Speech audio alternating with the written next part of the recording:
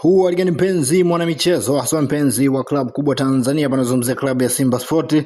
Leo nipo na taarifa kubwa za usajili, na ndo usajili wa kufunga dirisha kwa klabu ya Simba Sport baada ya kutambulisha watu watatu kwenye benchi la ufundi na kutambulishwa kwa mchezaji mmoja. Klabu ya Simba Sport wamekamilisha sajili takribani 4 hadi kufikia sasa. Ni wachezaji tu 4 ambao wanakwenda kujiunga na klabu ya Simba kwa dirisha hili dogo, na hii yote ni mpango ambao umefanywa na benchi la ufundi na kuambia si wakati wa kuleta wachezaji wengi, si wakati wa kuleta wachezaji 7-8, hata wachezaji 4 amewambia ni wachezaji wengi, kwa sababu tunahitaji kuboresha kikosi. Hawa waliopo tunaongeza hata mmoja au wawili na tutakwenda kuwatumia vizuri, na hilo lilikuwa ni pressure kubwa, kwa sababu Simba Sport wao wanacheza watumia nafasi vizuri na wanatengeneza nafasi nyingi, lakini kuzitumia kumekuwa ni changamoto.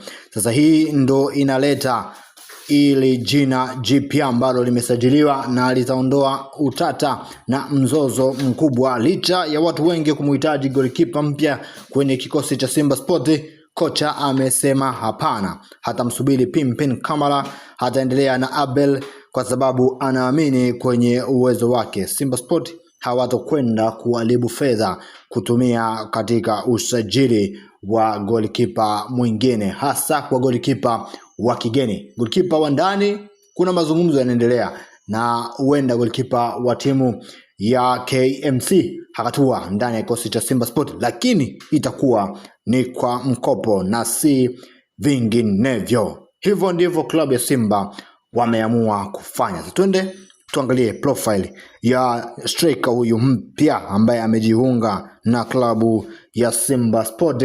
Yapi aliyokuja nayo? Je, yaliyomo yamo? Utaniambia kwenye comment baada ya kufuatilia vizuri kuhusiana na mchezaji huyu anayoitwa Junior Dion kutoka katika timu ya Golden Arrows ya nchini South Africa.